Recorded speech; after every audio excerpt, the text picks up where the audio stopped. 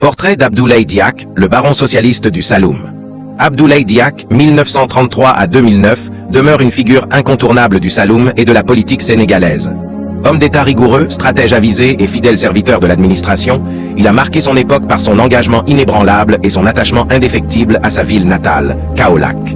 D'une prestance imposante et d'un regard perçant, il portait toujours cette allure de grand notable du Saloum. Son style sobre mais soigné, souvent en grand boubou traditionnel, traduisait son attachement aux valeurs culturelles sénégalaises. Derrière son apparente austérité se cachait un homme de consensus, un orateur habile qui savait peser ses mots et convaincre avec justesse. Un parcours politique marqué par le pouvoir et l'engagement. Entre Abdoulaye Diack et Kaolack, c'est l'histoire d'une symphonie inachevée.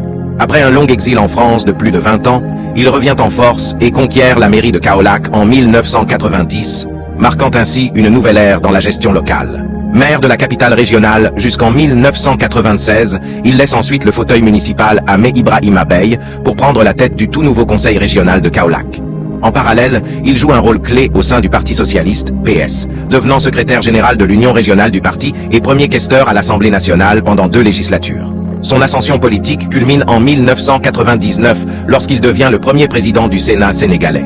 Toutefois, la chute du régime socialiste en 2000 lui sera fatale politiquement, malgré son ralliement au Parti démocratique sénégalais, PDS, un bâtisseur au service de Kaolack. Au-delà de la politique, Abdoulaye Diack était un bâtisseur infatigable. Son passage à la mairie a été marqué par d'importants projets d'infrastructure, dont la réalisation de la rue Mérignac en partenariat avec la ville de Bordeaux, le lotissement du quartier de Koudam, ainsi que la construction de 5 nouveaux postes de santé. Sur le plan culturel, il est à l'initiative des Convergences culturelles, un événement majeur qui a permis à Kaolack d'accueillir le président Abdou Diouf. Son engagement pour le développement local lui vaut une réélection facile en 1996, mais il choisit de ne plus siéger à la mairie, préférant se consacrer au conseil régional. Son influence et son dévouement pour sa ville natale restent gravés dans les mémoires.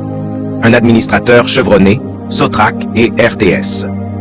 Avant de plonger pleinement dans la politique, Abdoulaye Diack a occupé des postes stratégiques dans l'administration publique. Il a notamment été directeur de la Sotrac, Société des transports en commun du Sénégal, où il a contribué à moderniser le réseau de transport urbain à Dakar. Son passage à la tête de cette société lui a permis de démontrer ses qualités de gestionnaire et son sens de l'organisation.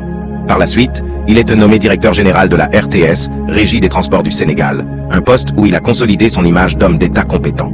Son expérience dans ces structures lui a donné une solide expertise en gestion publique, ce qui lui a permis d'aborder avec confiance les hautes sphères du pouvoir politique. Une relation contrastée avec les Kaolackois, Abdoulaye Diack entretenait une relation complexe avec les habitants de Kaolack.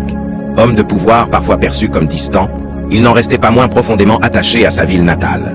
Son pragmatisme et son autorité lui ont valu autant d'admirateurs que de détracteurs, mais son engagement pour le développement local était indéniable. Les Kaolackois se souviennent de lui comme d'un leader qui a modernisé la ville, mais dont le style de gouvernance pouvait parfois être jugé rigide.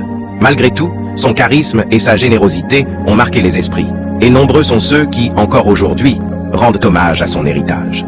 Un héritage politique et humain impérissable, Abdoulaye Diack s'éteint le 11 décembre 2009, laissant derrière lui l'image d'un homme entièrement dévoué à sa ville et d'une générosité légendaire. En hommage à son engagement, le lycée de Sing Sing porte aujourd'hui son nom. Kaolack, orpheline de son baron, continue de se souvenir de lui comme d'un homme d'honneur, fidèle à ses convictions et profondément enraciné dans l'histoire du Saloum.